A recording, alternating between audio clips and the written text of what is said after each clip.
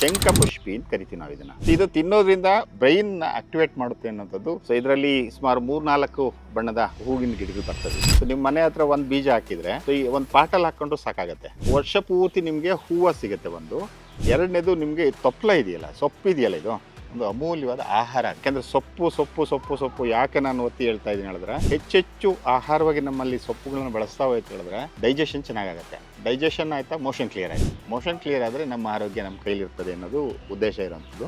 ಜೊತೆಗೆ ಇತ್ತೀಚೆಗೆ ಶ್ವಾಸ ಸಂಬಂಧಿ ಕಾಯಿಲೆಗಳು ತುಂಬ ಜಾಸ್ತಿ ಆಗ್ತಾ ಇದೆ. ಜಸ್ಟ್ ನೋಡಿ, ಹೂವು ಫ್ಲವರ್ ಇದೆಯಲ್ಲ, ಸೊ ಫ್ಲವರ್ನ ನೀವು ಅದನ್ನೇ ಬೇಕಾದರೆ ಹಸಿದೇ ಫ್ಲವರ್ ತಿನ್ಬೋದು. ಅದ್ರ ಜೊತೆಗೆ ಜಸ್ಟ್ ಒಂದು ಟೀ ಮಾಡಿದರೆ ತುಂಬ ಚೆನ್ನಾಗಿರುತ್ತೆ.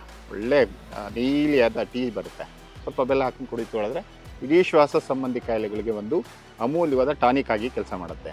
ಜೊತೆಗೆ ನಾವು ಹೆಚ್ಚು ಹೂವು ಸಿಗ್ತಾ 4 ಹೂವು ತೊಗೊಂಡೋಗಿ ನಿಮ್ಮ ರೈಸ್ ಒಳಗೆ ಹಾಕ್ಬಿಟ್ರಂತೂ ರೈಸು ನೋಡಲಿಕ್ಕೆ ಅಷ್ಟು ಕಲರ್ಫುಲ್ ಆಗಿರುತ್ತೆ, ತುಂಬ ಚೆನ್ನಾಗಿರುತ್ತೆ ತಿನ್ನಲಿಕ್ಕೆ.